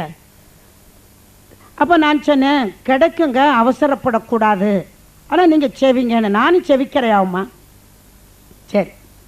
ஆனால் இவர் இப்படி சொல்கிறத பார்த்துட்டு ராத்திரி 12லேருந்து 1 மணி வரைக்கும், 12லேருந்து எத்தனை மணி வரைக்கும் பதில் கிடைக்க வரைக்கும் நான் விடமாட்டேன். ஆண்டவரே நான் பதில் கிடைக்க வரைக்கும் விடமாட்டேன், நீ 2000 எப்படி கொடுக்கத்தான் செய்யணும்னு சொல்லி ஒரு வைராக்கியத்தில் செவிக்க ஆரம்பித்தேன். 12க்கு முழங்கால் படிட்டேன். பிள்ளைகள்லாம் தூங்குறாங்க, எங்கள் வீட்டுக்காரரும் தூங்குறாரு. நான் அந்த ரூமில் முட்டி போட்டேன். 12லேருந்து 3:30 வரைக்கும் பதிலே வரல. ஆண்டவரே நான் எனக்கு எப்படியாவது நீ சொல்லணும் ஆன்னு சொல்லிக்கொண்டே இருக்கும்போது குளிர்ந்த காற்று வந்தது. இந்த ஓலை பிஞ்சு இருக்கிறதுனால குளிர்ந்த காற்று உள்ளே இறங்குனது. எனக்கு உடம்பெல்லாம் சில்லுன்னு இருந்தது. இன்னும் கொஞ்சம் பொறுத்து பார்த்தா நான் கண்ணை மூடி செவிச்சுக்கிட்டே இருக்கேன். இந்த மேகம் மழை மேகம் போல மேகமாக வந்தது என் முன்னால். மழை மேகம் இப்படி வந்தது. அப்போ நான் அதையும் பார்த்தேன். ஏன் இப்படி வருது, சரி கண்ணை திறக்கூடாதுன்னுட்டு கண்ணை மூடிக்கிட்டே இருந்தேன். கண்ணை மூடிக்கிட்டே செவிக்கும் போது அந்த மழை மேகம் பனி மாதிரி மழை மேகம் வந்து என்னை அப்படியே மூடிடுச்சு. இந்த பனி மேகம் என்னை மூடின உடனே அந்த பனி மேகத்துக்குள்ளே நான் உள்ளே உட்காந்துக்கிட்டு இருக்கேன். அதாவது இப்படி முழங்கால் படிட்டவா அப்படியே நான் குனிஞ்சு அப்படியே அரை முழங்கால் படிட்டு துதித்து கொண்டே இருக்கேன். அந்த பனி மேகம் என்னை மூடிடுச்சு. ஆனால் ஐஸ் மாதிரி இருக்கு. அப்படி இருக்கும்போது ஒரு சத்தம், மகளே, நான் உங்களை ஊழியத்துக்காக குடும்பம் முழுவதும் உங்களை ஊழியத்துக்காக அழைத்தேன், வியாபாரத்துக்காக நான் அழைக்கலை. உன் கணவனும் வியாபாரம் செய்யணும்னே சொல்லி கொண்டு இருக்கிறான். அவன் வியாபாரத்துக்கே பிள்ளைகளை பழக்கணும்னு சொல்கிறான். நான் வியாபாரத்துக்கு உங்களை அழைக்கலை, என்னுடைய ஊழியத்தை குடும்பம் முழுவதும் செய்யணும், உன் கணவனும் செய்யணும்னு சொல்லித்தான் நான் அழைச்சேன். ஆனால் உன் கணவனும் வியாபாரம் என்று சொல்லி கொண்டிருக்கிறான். நான் அவனை பக்குவப்படுத்தி விட்டேன், நான் அவனை பரிசுத்தப்படுத்தி விட்டேன். நான் பரிசுத்தமுள்ள ராஜ்யத்துக்கு அவனை நான் எடுத்துக்கொள்வேன். இந்த திங்கக்கிழமை போய் அடுத்த திங்கக்கிழமை மத்தியானம் 2 மணிக்கு அவனுடைய ஆவி என் கரத்தில் வந்துவிடும் என்று சொல்லிட்டு அந்த மேகம் கடன்னு போயே விட்டது. அழுவுறேன், ஐயா எடாதரும் என் பிள்ளைகளுக்கு தகப்பனாயிரும், ஐயா எடுக்காதரும் தகப்பனா கிடட்டும் கதர்னு அழுதேன். எங்கள் வீட்டுக்கார் குடும்ப சோத்து பிள்ளைகளெல்லாம் உட்கார வச்சுட்டு கதறதை பார்த்துட்டு ஏதோ அவள் கண்ணில் தெரிஞ்சிருச்சு, கதறதான்னு இவருக்கு தெரிஞ்சிருச்சு, உட்காந்துக்கிட்டு இருக்கிறாரு. நான் அழுத முகமாக வந்தேன், அவரோட உட்கார்ந்தேன். செவத்தை முடிச்சாச்சு. யாவம்மா அழுத, எடாதரும்னு சொன்னிய என்ன?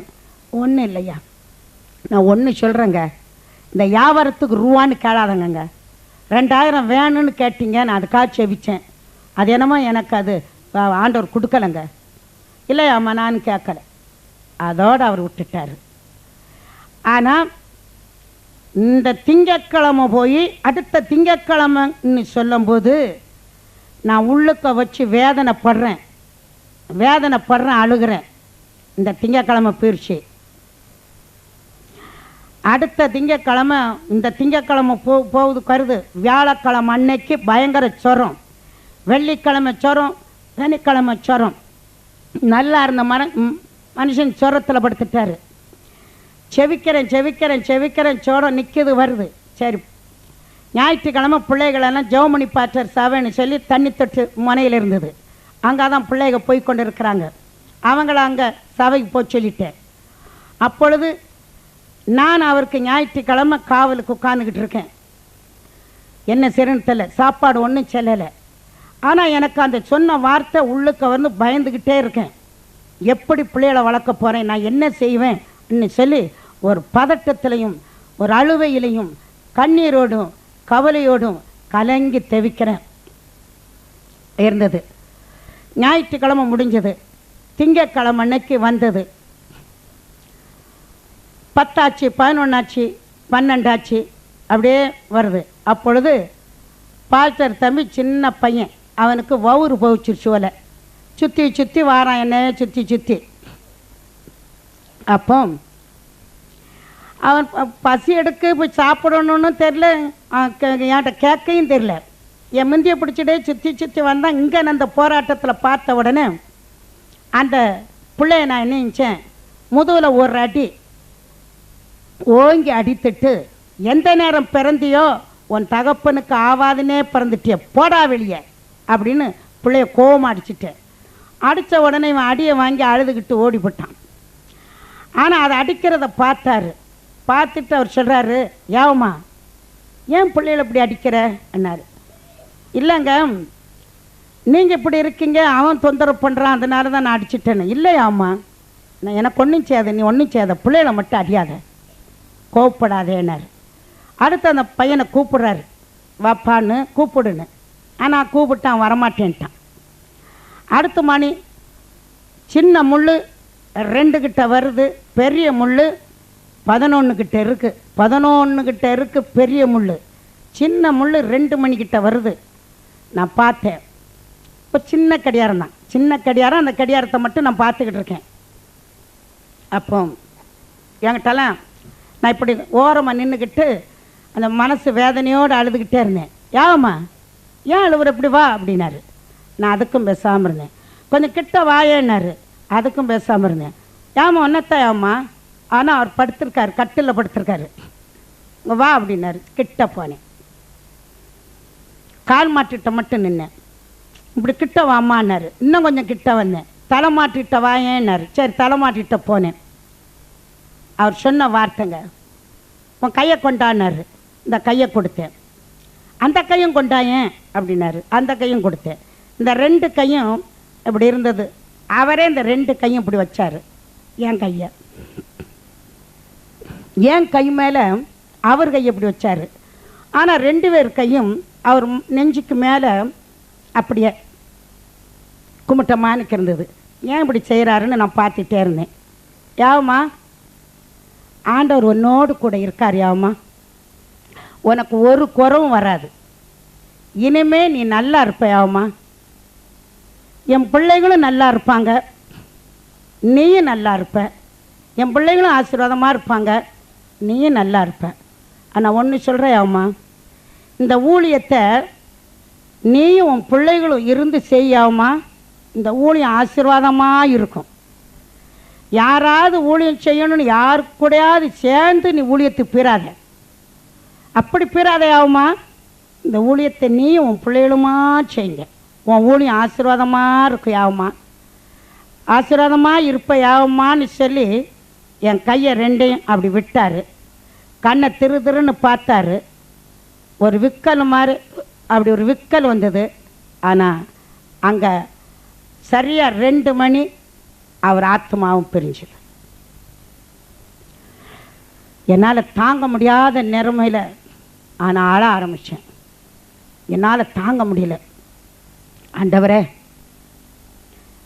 எனக்கு எந்த ஒரு உதவி இல்லையே, என் பிள்ளைகளை நான் இப்போ வெறுமையாக நிற்கிறமே, இந்த நிலைமையில் இப்படி ஆக்கிட்டீரேன்னு சொல்லி ஆண்டவரை தான் கொஞ்சம் மனசில் வேதனையோடு சொல்லிக்கொண்டே நான் அந்த நேரம் இருந்தேன். அப்படி சொல்லிக்கொண்டு இருக்கும்போது என் சாதி சனங்கள்லாம் கேலி கிண்டல் பண்ணிக்கிட்டு இருக்கிறாங்க. இந்த நேரத்தில் இப்படி ஆயிடுச்சேன்னு சொல்லும்போது நான் கண்ணை மூடி இப்படி அழுதுகிட்டு இருக்கும்போது வானத்தில் இருந்து ஒரு கைக்குட்டை, வானத்தில் இருந்து வெண்மையான பஞ்ச் நல்லா இப்படி இருக்கும், வானத்தில் இருந்து இப்படியே வந்தது. நான் கண்ணை மூடி அழுதுகிட்டு இருக்கேன், இப்படியே வருது வெண்மையான ஒரு பஞ்ச், அப்படியே பறந்து வந்துக்கிட்டே இருந்தது. நான் அப்படியே வேதனையோடு அழுதுகிட்டு இருக்கும்போது அந்த அப்படியே பறந்து வந்த பஞ்சு இந்த கைக்குட்ட சரீரம்தான் இருக்கும் வந்தது. என் மாரில் இப்படி அணைஞ்சிருச்சு. இந்த மாரில் அணைஞ்ச உடனே நான் கண்ணை மூடிக்கிட்ட என்னன்னு தெரியல, இப்படி அணையுதுன்னு இப்படியே பிடிச்சி பிடிச்சி இழுத்துட்டு கண்ணை திறந்து பார்ப்போன்னு பார்க்குறேன். என் துணி தான் வருதை தவிர வேற ஒன்றும் இல்லை. அந்த மாதிரி வந்து அணைஞ்ச பிற்பாடு என் இருதயம் ஸ்ட்ராங் ஆயிட்டு. ஆமாண்டவரே, என் கணவன் உமக்குள்ள வருகிறதுக்கு முன்னால் மரித்திருப்பாரானா என் கணவன் நரகத்துக்கு போயிருப்பார். இன்னைக்கு மரித்ததுனால பரலோகத்தில் இருக்கிறாரு. ஆனால் நான் மரிப்பேன், ஆனால் உம்மையும் பார்ப்பேன், என் கணவனையும் பார்ப்பேன். ஆண்டவரே, இன்றைக்கு அந்த ஸ்தானத்தில் நீ வைத்திருக்கிற உமக்கு நன்றின்னு சொன்னேன். அதுக்கப்புறம் அழுவையும் வரல, ஒன்றும் வரல. அந்த இருதயத்தை என் அப்பன் ஸ்ட்ராங் படுத்தினார். கர்த்தருக்கு மகிமை உண்டாகட்டும். அதற்கு பிற்பாடு அதே இடத்துல கொஞ்ச நாள் இருந்தோம். சில பேர் செவத்துக்கு வந்தார்கள். இன்னொரு ஐயா செவத்துக்கு வந்தார். கணவன் மனைவி பிரிஞ்சிருக்கிறவர்கள். கர்த்தர் அந்த கட்டை உடைத்தார். கணவன் மனைவிக்குள்ள ஒருமனப்பட்ட ஆவியை தந்து ஒன்று சேர்த்தார். அதற்கு பிற்பாடு அதே இடத்துல நாங்கள் செவித்து கொண்டு இருந்தோம். அந்த அந்த ஓட்ட வீடு பழுது பார்க்க யாராலும் முடியலை, அப்படியே கிடந்தது. அப்பொழுது மழை பெஞ்சு ஒளி கொண்டு இருக்கும்போது ராசசிங்கன்னு சொல்லி நம்ம மத்தியில் வாராரு. அவருடைய மாமனார் 4-5 கொடை எடுத்துக்கிட்டு, அம்மா நீங்கள் மழையில் நனைய வேண்டாம்மா, வாங்கம்மான்னு சொல்லி எங்களை கூப்பிட்டார். எல்லாரையும் கூப்பிட்டாரு. பிள்ளைகள் 3 பிள்ளைகள் இருந்துக்கிட்டார்கள். நாங்கள் மாத்திரம் சின்ன பிள்ளைகளை கூட்டிக்கிட்டு பொம்பளை பிள்ளைகளை கூப்பிட்டு போனேன். எனக்கு நல்லா அங்கே அடைக்கலம் கொடுத்தாங்க. அந்த மெத்த வீட்டில் சூடாக செம்பு நிறைய காப்பி கொண்டு கொடுத்தார். இப்படியே நாங்கள் அந்த இடத்துல மழைக்கு ஒதுங்கி கர்த்தர் அந்த கிருபையை தந்தார். அதற்கு பின் அந்த விடுதலை பெற்ற ஐயா ஐடிசியில் ஒரு இடம் இருக்குது, அந்த இடத்த ஆண்டவருக்காக கொடுக்குறேன், ஆனால் என்னால் பணம் போட்டு கட்ட முடியாது, நீங்கள் வாரவங்க ஏதாவது வசூல் பிரித்து கட்டன்னா கட்டலாம் அப்படின்னு சொன்னார். அதில் சில பேர் வசூல் பிரித்து கொடுத்து அநேக தாய்மார்கள் சகோதரர்கள் நிறைய பேர் உதவி செய்தார்கள். அந்த இடத்த ஐடிசி வீட்டில் கொண்டு போய் அங்கே கட்டி கொடுத்தார்கள். அந்த இடத்துல தான் ஊழியத்தை மறுபடியும் கர்த்தர் செய்ய ஆரம்பித்தார்.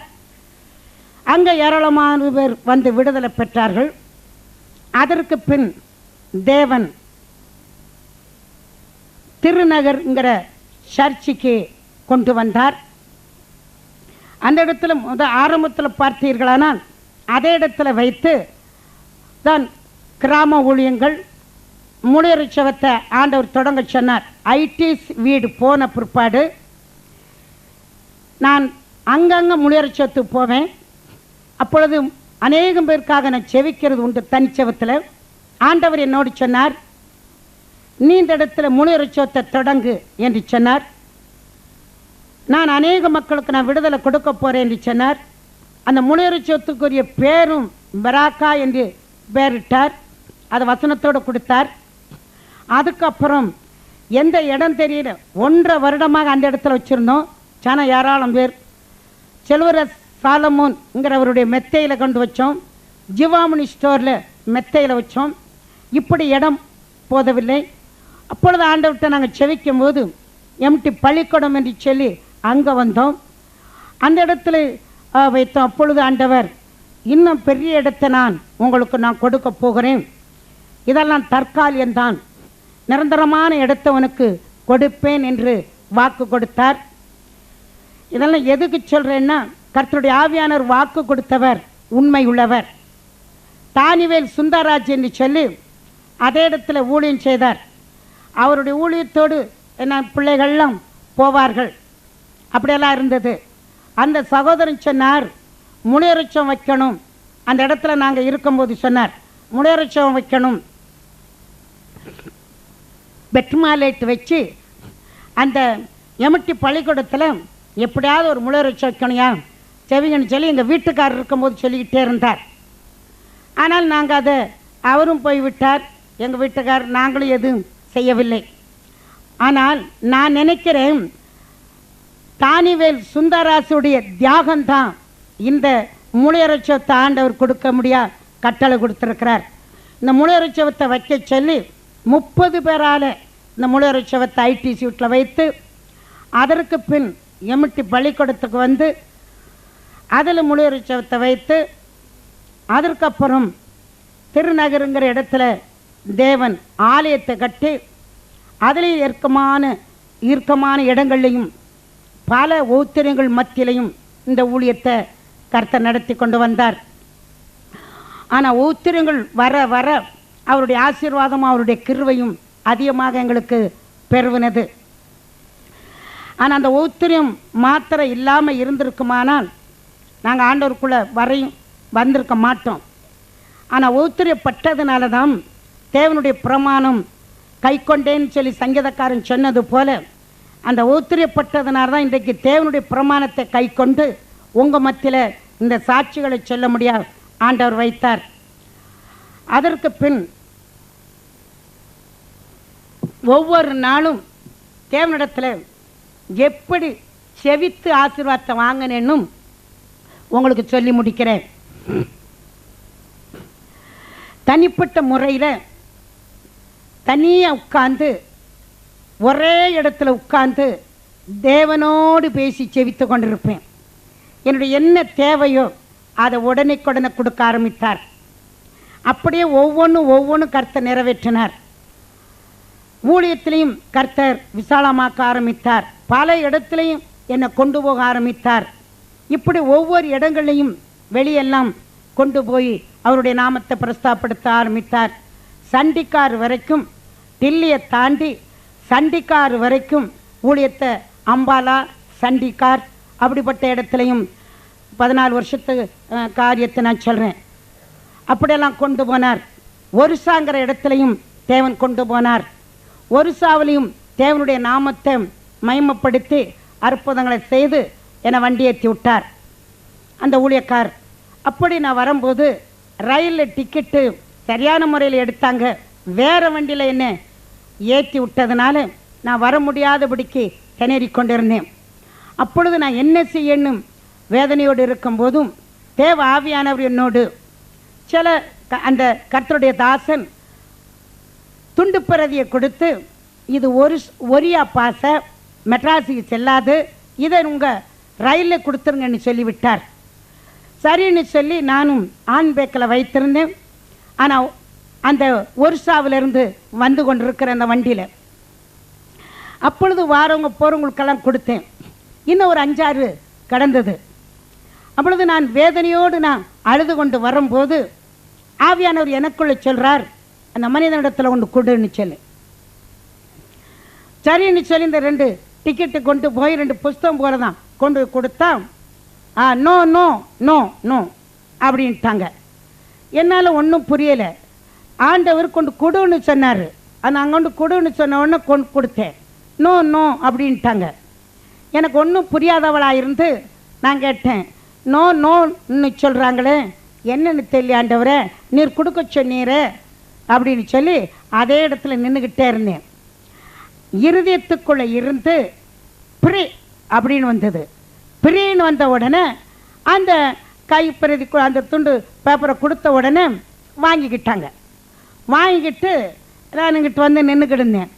வாங்கிட்டு அதில் ஒரு மனுஷன் வாழ்த்துக்கிட்டு, கேசியா ஆமான்னு. அது என்ன சொன்னான்னு எனக்கு தெரியல. கீசியா ஆமாம், தெலுங்கு இல்லை தமிழ். அப்புறம் 2 பேப்பரை வாழ்த்துக்கிட்டான். அடுத்து பார்த்துக்கிட்டு மலையாளம் இல்லை தமிழ். அடுத்து ஹிந்தி இல்லை தமிழ். என்னென்னமோ ஒரு பாஷை கேட்டால் நான் என்ன தமிழ் தமிழ் தமிழ்.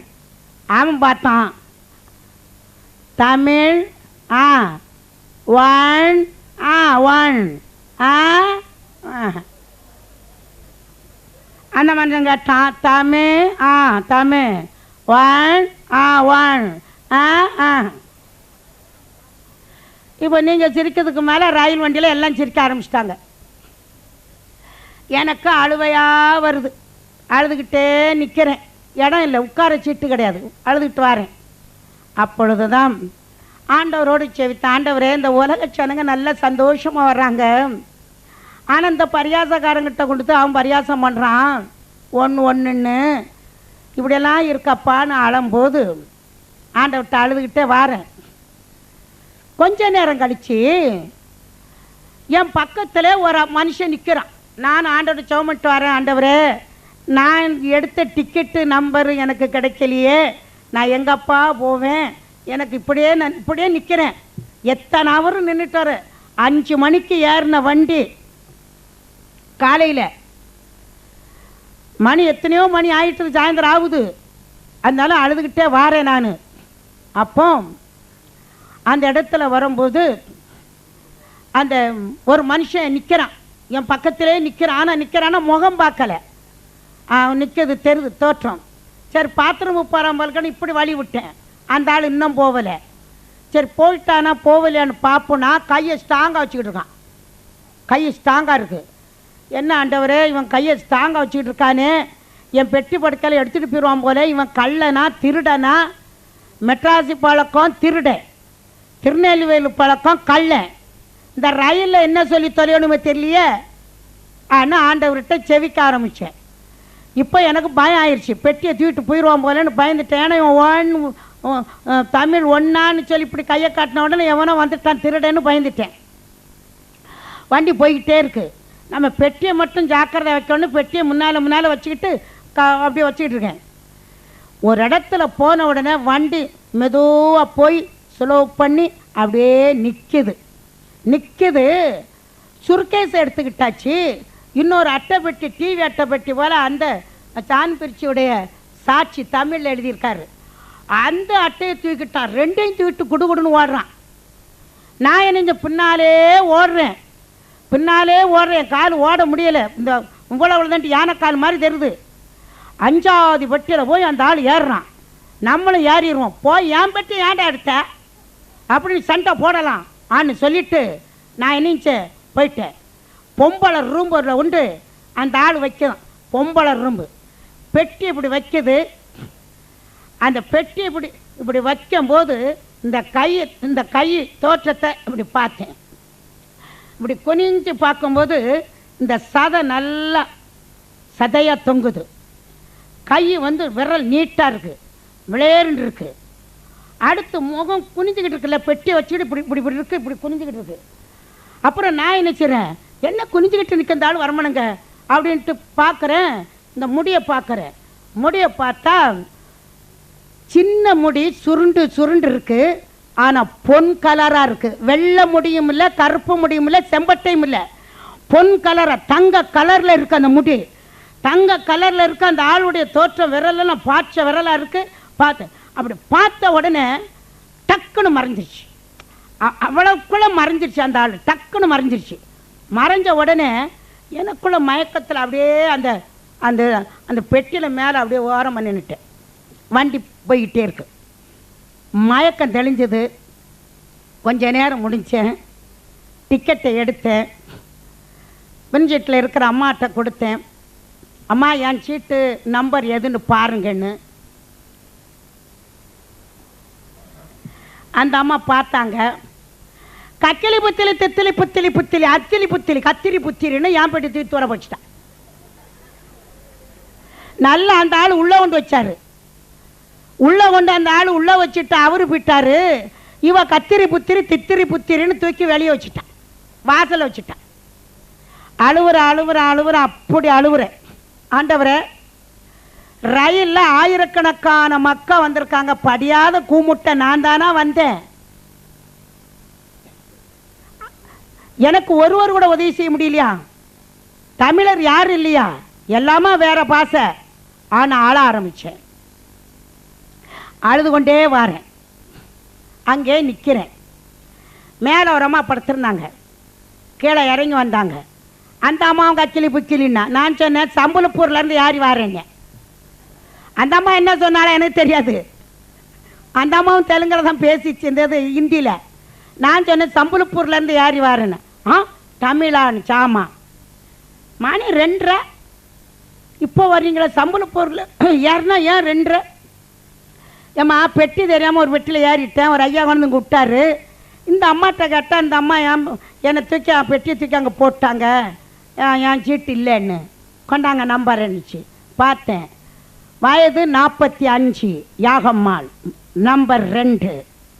நான் வார சீட்டில் பேசிட்டு வாராளுங்க. நான் வார சீட்டில் சொந்தக்காரி அங்கிட்டு கடக்கங்கோர்தி இருக்காலும் பேசிட்டு வராங்க. அந்த அம்மா இந்தியில் விட்டுன்னு விட்டு போச்சொல்லி என்னை உட்கார வச்சுட்டு ஒத்தையில் வரலாமா அப்படி இப்படின்னு சொல்லி பேசி எடுத்து என் அப்பன் அப்படிப்பட்ட அதிசயத்தை செய்து ஊரில் வந்து விட்டார். ஹல்லேலூயா, ஹல்லேலூயா. பாதை தெரியாத ஆட்டை போல இருந்தன்னு ஒரு பாட்டு வரும். ஒரு சின்ன குறைச்சி தெரியுமா உங்களுக்கு? அதாவது நமக்கு பாட தெரியல, ஒன்றும் தெரியல. அதான் தேடினேன். பாதை தெரியாத ஆட்டை போல. பாதி தெரியாத ஆட்டை போல அலைந்தேன் உலகிலே. பாதி தெரியாத ஆட்டை போல அலைந்தேன் உலகிலே. நல்ல நேசராக வந்து என்னை மீட்டீரே. நல்ல நீதராக வந்து என்னை மீட்டிரே. பாதி தெரியாத ஆட்டை போல அலைந்தேன் உலகிலே. கலங்கினே நீரென்னை கண்டீர், பதறினே நீரென்னை பார்த்தீர். கலங்கினே நீரென்னை கண்டீர், பதறினே நீரென்னை பார்த்தீர். கல்வாரியின் அண்டை வந்தே, பாவம் தீர நான் அழுதே. கல்வாரியின் அண்டை வந்தே, பாவம் தீர நான் அழுதே. பாதை தெரியாத ஆட்டை போல அலைந்தேன் உலகிலே. நல்ல நீசராக வந்து என்னை மீட்டீரே. நல்ல நீசராக வந்து என்னை மீட்டீரே.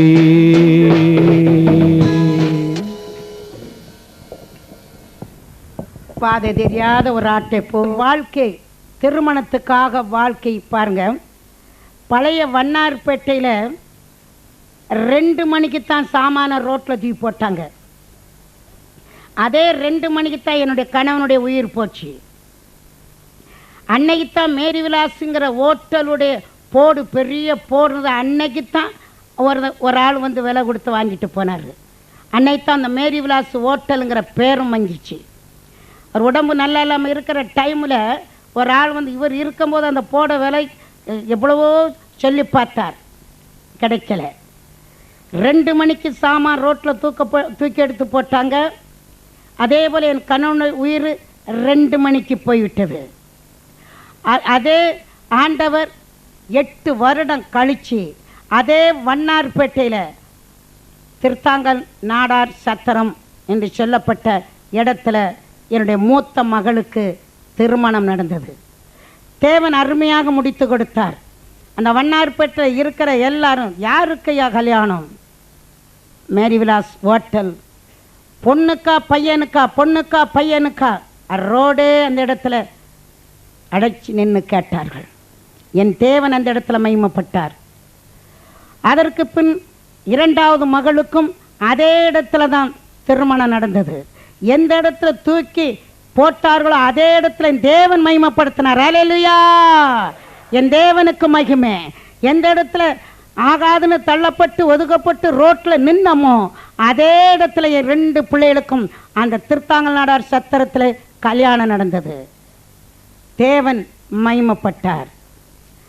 அதற்கு பின் ஒவ்வொரு பிள்ளைகளுடைய திருமணத்துக்கும் தேவன் கண்ணில் காட்டின மகளை அந்தந்த பிள்ளைகளுக்கு திருமணத்தை கர்த்தர் முடித்து கொடுத்தார். கர்த்தருக்கு மகிமை உண்டாகட்டும். அப்படியே என் தேவன் 5 கல்யாணத்தையும் அருமையாக முடித்து கொடுத்தார். அதற்கு பின் இந்த இடத்துக்கும் தேவன் கொண்டு வந்து நிறுத்தும் போதும் கூட திருநெறி சர்ச்சில் ஆலயங்கள் கட்டப்பட்டு வந்தது. எத்தனையோ பாடுகள் ஒத்துரியும்.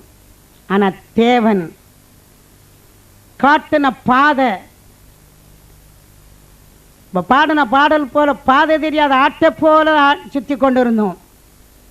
எனப்பன் மைமைக்குள்ள நடத்தி கொண்டு வந்தார். தேவன் ஒரு நாள் சொன்னார், மனாந்தரமான இடத்துல உன்னை கொண்டு போவேன், காட்டில் உன்னை கொண்டு போய் வைப்பேன், அந்த இடத்துல நீ இருக்க வேண்டும். நான் அந்த இடத்துல உன்னை கொண்டு போகிறேன். எந்த இடம்னு தெரியாது.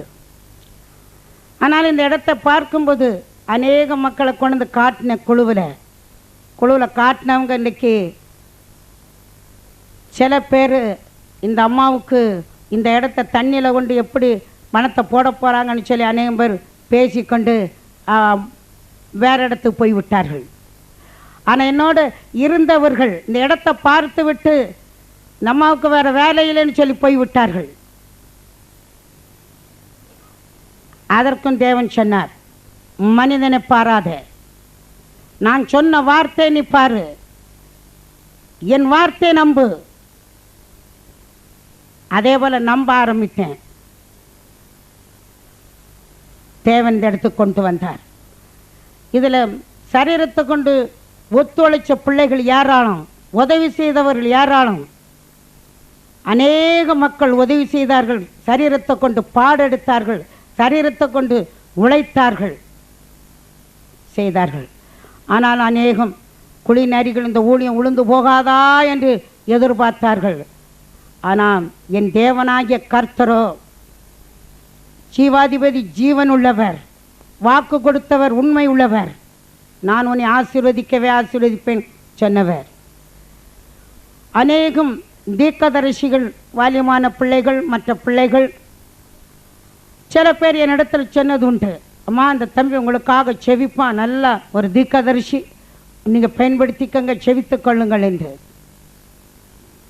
எனக்கும் தீர்க்கதரிசிகளோடு செவிச்சு எனக்கு ஒரு ஆசீர்வாதம் கிடைக்கணுமேனு சொல்லி நானும் செவித்தேன். ஒரு வாலியமான பிள்ளை தீர்க்க தரிசனம் சொன்னாப்புல, அதை நினைக்கும் போது மிகவும் துக்கமாக இருக்கிறது. இன்றைக்கு கள்ள தீர்க்க தரிசனங்கள். அந்த வாலியமான பையன் சொன்ன வார்த்தை, மகளே உன்னை இந்த நிலைமையிலே தான் வச்சுருப்பேன், எங்கள் ஐடிசி வீட்டில் வச்சு சோம் பண்ணும்போது இப்படியே தான் நீ இருப்பாய். ஏன்னா உனக்கு பெருமை வந்துடும், நிறைய ஆசீர்வாதம் கொடுத்துட்டேன்னா உனக்கு பெருமை வந்துடும், அதனால் நிறைய ஆசீர்வாதம் உனக்கு கொடுக்க மாட்டேன், இந்த அளவுலே தான் உன்னை வச்சுருப்பேன்னு சொல்லி பேசுனது ஒரு வாலிய பையன். அது ஒரு அம்மா நல்லா செவிப்பான்னு சொல்லி எனக்கு அனுப்பி விட்டாங்க. நான் அந்த அம்மா சரி நல்ல வேலைன்னு சொன்னேன். அப்பொழுது நான் ஆண்டவர்கிட்ட பார்த்து கேட்டேன், அவன் சோமட்டு போயிட்டான். ஆண்டவர்கிட்ட பார்த்து கேட்டேன், ஆண்டவரே அந்த அம்மா சொன்னாங்க நல்லா செவிப்பாங்கன்னு, எனக்கு ஒரு தீர்க்கதரிசனம் கேட்கணுமேனு ஒரு ஆசை, அதனால் கேட்டேன். அநேக ரகசியத்தை சொன்னார். கள்ள தீர்க்கதரிசனம் ஏராளம் நாட்டில் இருக்குது.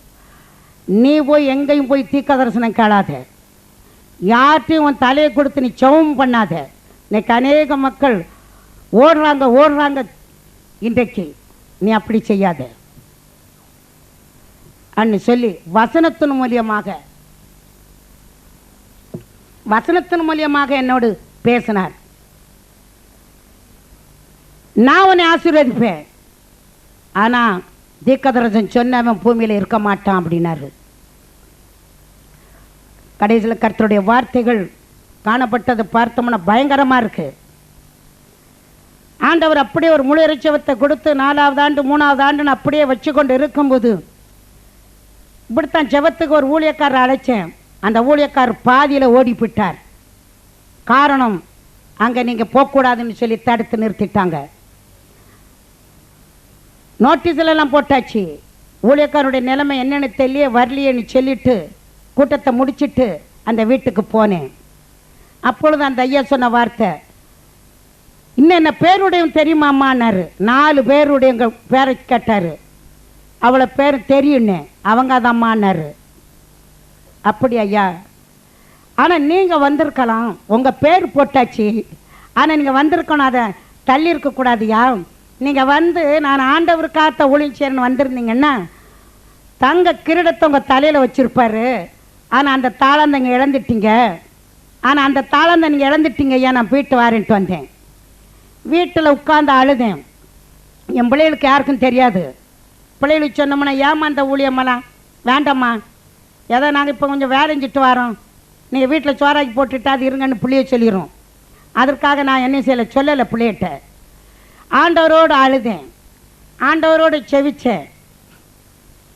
ஆண்டவர் சொன்னார், அழுதேன், ஆண்டவரை எனக்கு என்னத்துக்கு ஐயா முளையரைச்சவன், வேண்டப்பான்னு விட்டுருதேன், யாரையாவது கொண்டு நடத்தோன்னே.